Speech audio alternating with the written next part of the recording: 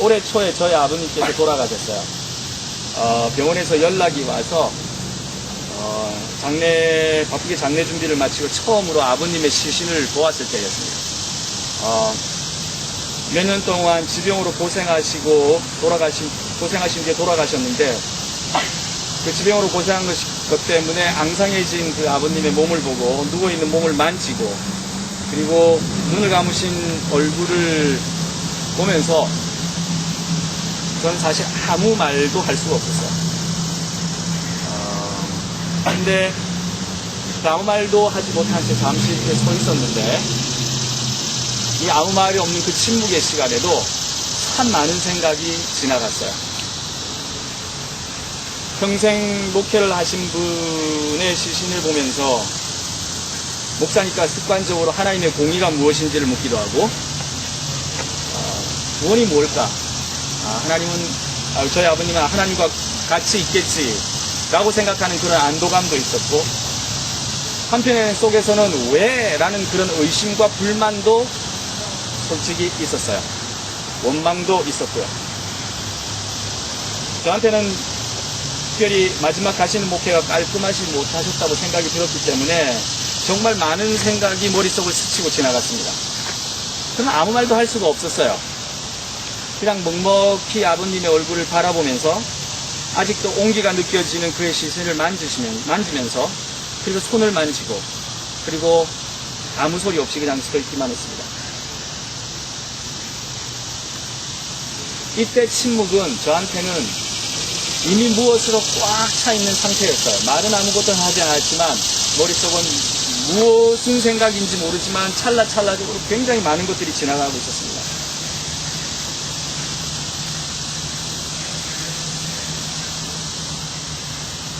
오늘 본문을 통해서 읽은 것처럼, 만약에 근데 내가 정말 세상으로부터 부당하게 취급받고 어쩌면 정죄받고 고통당하면서 왜 하나님께서 나에게 이런 일을 당하게 하십니까? 울면서 부르짖으면서 질문하면서 매달린 채 하나님께 탄원할 때, 만약에 하나님께서 침묵으로 아무런 대답을 나한테 하시고 계시지 않다면, 그리고 침묵으로 처음부터 마지막까지 일관한다면, 이것이 하나님께서 나한테, 여러분들한테 주시는 충만한 대답이 될 수 있을까? 한번 생각해 봅니다. 하나님의 침묵이 우리에게 충만한 대답이 될 수 있을까?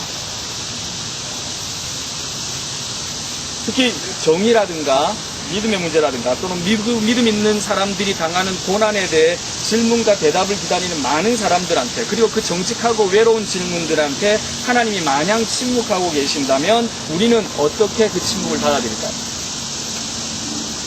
사실 오늘 읽은 본문이 하나님의 침묵에 대한 인간의 처절한 몸부림이 바로 이 욥기의 내용입니다.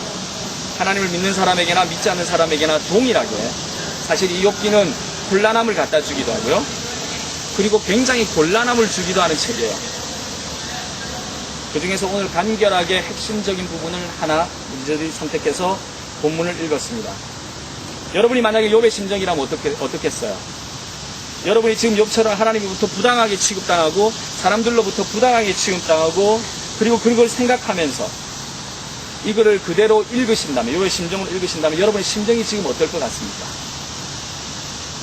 여러분이 사부친 항의에도 하나님께서 침묵하신다면, 본문에 나타나는 하나님의 침묵 대신에 저희들은 요즘에 하나님이 너무 말씀을 많이 하신다는 것 같다는 그런 경험을 자주 해요. 왜냐하면 우리는 일상적으로 주님이 뜻이 이렇습니다라는 너무 자주 듣기 때문에 그렇습니다. 하나님께서 이렇게 말씀하셨는데요, 왜 여러분은 그 말을 못 들으시나요? 이런 표현들. 우리는 그런 식으로 통해서 하나님께서 말씀하신다는 얘기를 매주마다 듣기도 하고 매일마다 듣기도 하고 너무 자주 들어요. 어떤 분들이 이렇게 얘기합니다. 내가 하나님과 오늘 직통 계시를 받았는데, 그러므로 그런 얘기를 들을 때에는 가끔씩 이런 생각이 들어요. 하나님께서 굉장히 말씀을 많이 하고 계시는구나. 근데 왜 나한테는 그런 말씀이 오시지 않을까?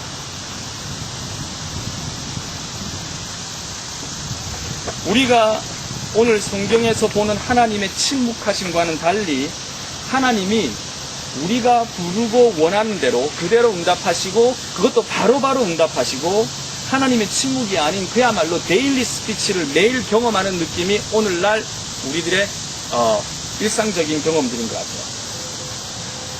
응답하시는 하나님을 지지하는 성경의 문구로는 누가복음에 나온 문구가 굉장히 많이 사용되고 있습니다.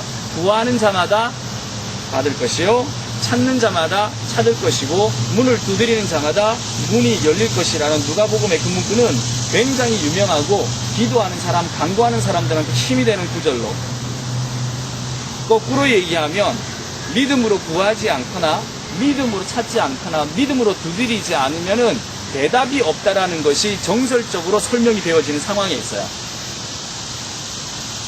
그러므로 대답을 받지 못한 사람은 결국적으로 어떻게 되느냐면, 즉 하나님의 침묵을 경험하는 사람들은 어떻게 되느냐면은 일반적으로 믿음이 없는 사람들, 충분히 두드리지 않은 사람들이 되는 것이 하나님의 말씀이 많은 오늘날 경험하는 것입니다. 혹시 지금 웃으신 분들은 가슴이 찔리시는가요? 그런 얘기를 들어보셨기 때문에. 오늘 본문에서 보는 욥의 그 항의와 절규에 대응하는 내 친구들의 얘기는 일반적으로 많은 사람들이 너 왜 기도했는데 응답을 못 받았어? 라고 하는 것을 설명해주는 아주 전통적인 이야기들이에요. 내 친구의 이름은 엘리바스, 빌다스, 소발, 엘리우라는 친구인데, 엘리바스는 이렇게 말해요. 4점 첫 부분에 보게 되면, 죄가 없는 사람은 없으니까, 너가 죄를 지었으니까 응답을 못 받아. 하나님의 침묵이 너한테 경험되는 거야. 이렇게 대답을 해요. 빌닷 같은 경우는 욥한테 심은 대로 거두잖아.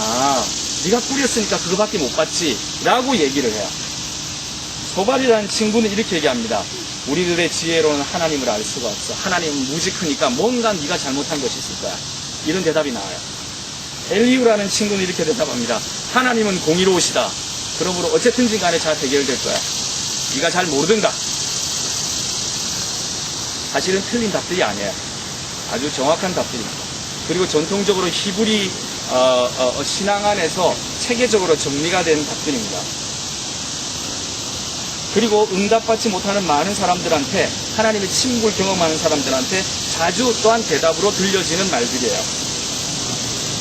여러분들 이런 대답 들으신 적 있으시죠? 뭐 형태는 조금 다르지만, 답답해서 누구한테 이런 얘기를 나눴더니 돌아온 대답이 그겁니다. 하나님은 다 아시니까 조금만 기다려봐. 기도 좀 열심히 좀 해봐. 새벽기도 안 나오니까 그렇지. 제발. 뭐 이런 얘기를. 근데 우리가 조금 더 곰곰이 성경을 개괄적으로 훑어보게 되면, 성경은 역설적으로 즉각적으로 하나님께서 우리의 답답함에 속 시원하게 대답해 주셨던 것보다 오히려 대답 없던 경우가 훨씬 더 많습니다. 유명한 구약학자 중에 한 사람인 프리드먼이라는 사람이 하나님이 사람과 교통하는 계시의 역사를 일목요연하게 정리한 것을 잠시 훑어보니까 이렇게 얘기를 해요. 실제로 하나님이 사람들한테 나타나셨던 경험을 정리를 했어요. 하나님이 눈으로 나타났던, 그런 비주얼이 사람들한테 나타났던 경험은 언제가 마지막이었느냐면 사무엘한테 한번 나타나시고, 그 다음에 솔로몬이 성전을 짓고 난 뒤에 한 번 솔로몬한테 나타나시고, 성경에는 그 이론은 하나님이 비주얼리 나타난 적은 한 번도 없습니다. 그 다음 하나님이 직접 말씀하셨다 라는 그런 거는 그 시기가 지나고 난 뒤에는 전혀 또한 보이지도 않아요. 그렇다면 수많은 선지자와 예언자들은 하나님이 계시를 받았다는 사람들은 어떻게 계시를 받았다고 그럼 얘기하는 거지? 정확한 표현은 이겁니다. 많은 선지자들이 환상과 꿈을 통해서 하나님을 만났다고 성경은 기록하고 있어요.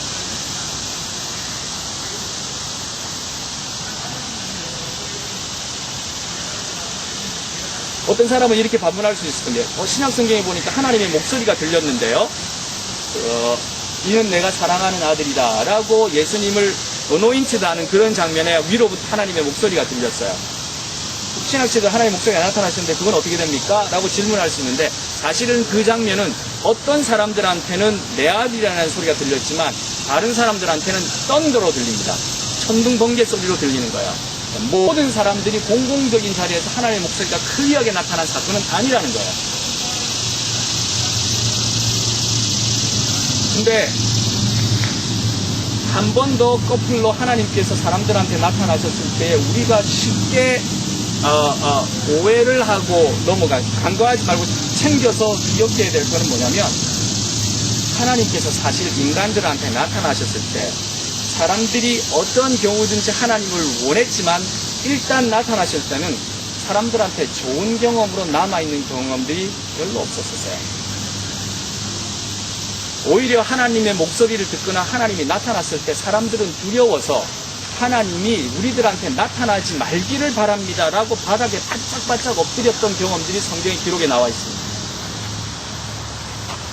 모세가 10여 명을 들고 시나이산에서 내려왔습니다. 그리고 하나님의 목소리가 들렸어요. 천둥과 번개 사이에서 하나님의 목소리가 들렸습니다. 이 순간에 모든 사람들은 공포에 떨었어요. 하나님의 목소리가 들렸을 때 우리에게 나타나달라고 이스라엘이 수없이 간청했습니다. 하나님, 내가 당신을 볼 수 없으니까 증거를 보여주세요. 이러니까 모세가 산으로 올라간 거잖아요.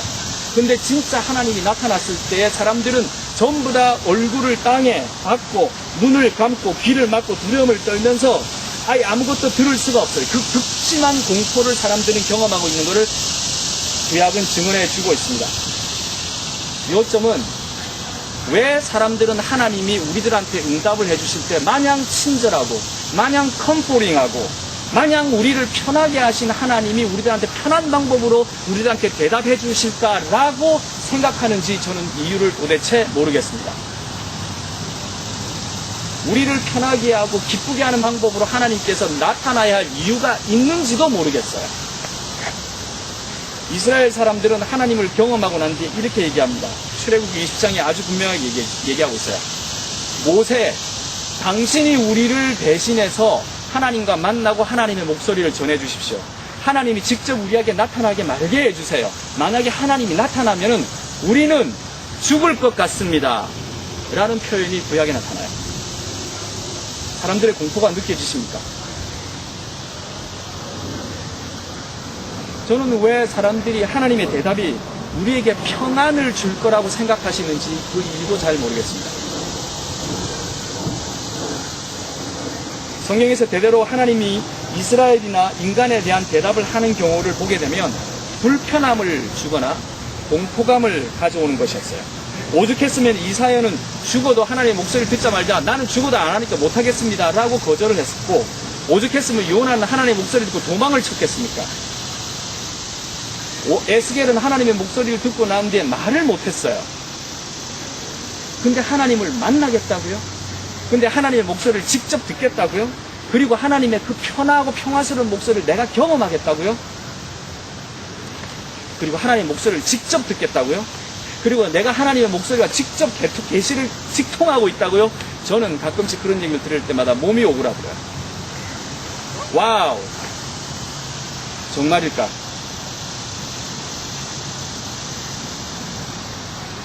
사실 하나님의 침묵, 하나님의 배려, 하나님의 대답 없음은 우리들에 대한 배려일 수 있어요. 그래서 얘기하면 겁나서 도망가는 인간들, 듣고 싶은 얘기만 듣고 싶어하는 인간들, 또 듣고 싶은 얘기를 들었다고 들은 척하는 인간들이 뻔하고, 그래서 하나님이 아예 대응도 안 하는 것일 수도 있어요. 그거는 우리의 비겁함에 대한 하나님의 최소한의 배려라는 뜻입니다. 근데 만약에 하나님께서 대답을 하지 않고 침묵하고 계시면 우리는 이렇게 싸잡아서 욕합니다. 구하는 사람이 대답을 못 받고 구하는 사람이 하나님의 침묵을 경험하면 믿음이 없다거나 아니면 대답 없는 하나님은 하나님이 아니라고 소리치거나, 언제부터 이 하나님의 침묵이 이토록 욕먹고 오해받게 되었는지요. 겁나서 피할 때는 언제고, 이제는 피해주고 얘기 안 해주니까 겁없이 되어드는 피조물을 보면서 하나님은 어떤 생각을 하고 있을까 하는 생각을 해봅니다. 돌아가서 내가 직접 받았다고 얘기하는 사람들, 하나님을 직접 보았다고 하는 사람들, 하나님께서 나에게 지금 말씀해 주셨는데 저기 있는 두 사람 캔슬 오늘 밤에 다 났습니다 라고 얘기하는 사람들, 저는 잘 모르겠어요. 그런 장면을 대할 때마다 하나님은 무슨 생각을 하고 있을까? 제가 아마 침묵을 경험해서 그럴지도 모르겠습니다. 예수님께서 돌아가시기 직전에 겟세마네 동산에서 피를 토하는 기도를 하고 계십니다. 아니, 보다 정확하게 얘기하면 예수님께서는 아버지인 하나님으로부터 대답을 구하고 계십니다. 무릎을 꿇고 꿇다 못해 엎드리고 기도를 흘리다 못해 성경은 피눈물이 났다고 진언하고 있습니다. 그 기도가 너무 간절해서 그 성경 본문을 읽는 우리들은 가끔씩 앉아서 곰곰이 생각해보면 예수님의 그 고통이 몸으로 막 전해져 와요. 너무 아픕니다. 진땀이 날 지경이에요. 이제 곧 잡히면 예수님은 죽어요. 고문을 받고 십자가에 달립니다. 그것도 세상에서 제일 처절하게 비천한 신분인 잡범으로 잡혀서 십자가에 잡혀서 돌아가십니다. 하나님의 당신의 아들이신 예수님이 곧 죽는 거예요. 이 가장 처절하고 비인간적인 방법으로 말입니다. 아들의 입장에서 보면 억울해요. 안 그러셔도 되는데. 그래서 고통 중에 기도합니다. 절절히 기도합니다. 피눈물이 나도록 기도합니다. 하나님은 근데 그 순간에 어떻게 하십니까? 하나님은 침묵으로 대답하십니다. 그 장면에 하나님께서 대답을 하시던가요? 자신의 아들의 기도에 대해서 하나님께서 그래, 내가 너 구해줄게, comforting 하는 words로 예수님을 칭찬하시고 구해준다고 따뜻한 마음으로 쓰다듬어 주시던가요? 그 절절한 그 순간에 하나님은 침묵하셨어요. 대답이 없으세요. 이 피를 토하는 기도의 순간에 하나님의 침묵을 경험한 그리스도는 이렇게 기도를 마감합니다. 내 원대로 마시고 하나님의 뜻대로.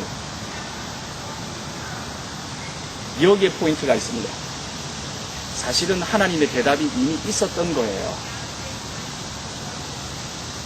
우리가 예수님께서 기도하는 그 순간에 예수님께서 원하는 것을 말씀하시던 그 순간에 이미 대답은 있었던 겁니다. 우리가 기도하고 구하는 것에 대답은 이미 있습니다. 그래서 어쩌면 대답이 필요 없는 것일 수도 있어요. 하나님께서 우리에게 내리신 대답, 그 간단하고 그 명료한 대답이 뭔 것 같습니까? 가장 짧지만 하나님의 대답을 잘 정리한다면 이렇게 될 거예요. 내가 아들을 보냈으니 믿어라. 하나님을 사랑하고 내 이웃을 사랑해라. 우리의 기도의 대답인 겁니다. 오늘 읽었던 책 욥기의 마지막 부분에 하나님은 욥의 친구들에게 비교적 논리적으로 설명하고 비교적 그 당시에 정답을 제공했던 4명의 친구들 중에 하나인 엘리우에게 이렇게 얘기합니다. 42장 7절이에요. 영어로 하는 게 훨씬 더 표현이 정확할 것 같습니다. I am angry with you. 이렇게 표현해요. 대답을 준 친구들한테 I am angry with you. 하나님의 침묵 없음을 나름대로 재단에서 인간의 머리로 생각해서 정리해서 대답해주는 그 사람들, 어떻게 보면 정직하고 올바른 사람들일 수 있어요. 나중에 욥을 통해서 제사를 드리기 위해서 용서를 받는 과정이 뒤에 나오지만 그 사람한테 하나님은 이렇게 얘기합니다. I am angry with you guys. 무엇을 의미하는 것이다?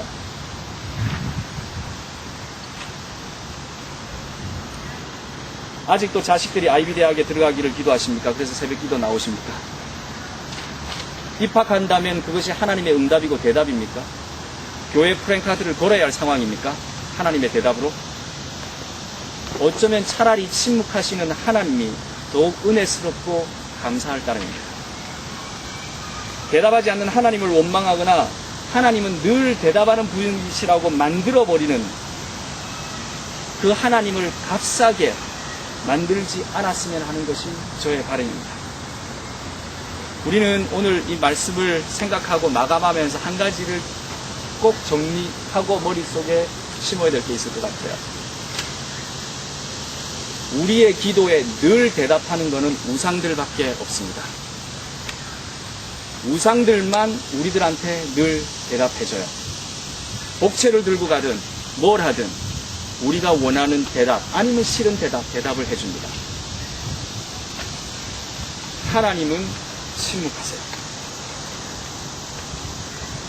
적어도 우리들에게 하나님만큼은 값싼 우상이 되지 않기를 간절히 바랍니다. 하나님의 침묵이 우리에게는 충만한 대답이 되기를, 하나님의 침묵 안에 이미 우리를 위한 계획으로 하나님은 충분히 생각하고 있다는 그 확신으로, 그 믿음으로 그 하나님의 침묵을 감사하게 받을 줄 아는, 그리고 침묵 때문에 찬양할 줄 아는, 그 침묵 때문에 하나님의 목소리를 더 들으려고 노력하는 저희들이 되기를 정말 주님의 이름으로 축원합니다.